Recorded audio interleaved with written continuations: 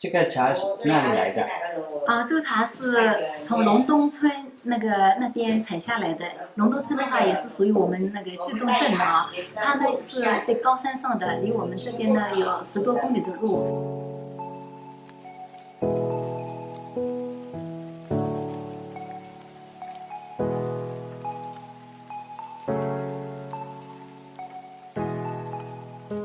今天呢，我们在龙东村采摘青茶，这个是三娃子日煮茶，的定点采摘地点，龙东村海拔400多米，这个茶树呢都是老茶树，然后这个茶叶呢制作起来的，跟其他茶叶也是不一样的，口感比较好。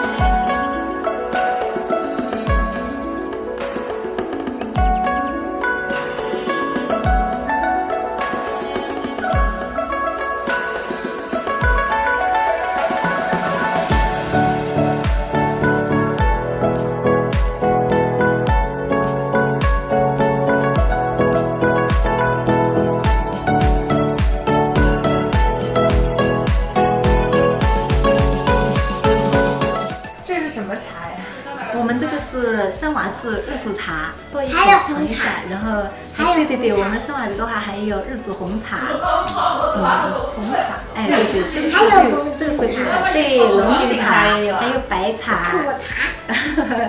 你小三娃子还懂得挺多的嘞。我们三娃子的话，最主要的是香妃跟茶叶啊。我们的香妃茶叶呢，跟其他店呢都是有一个不同的地方，就是香妃也好，茶叶也好，我们都是一颗一颗精挑细选过的。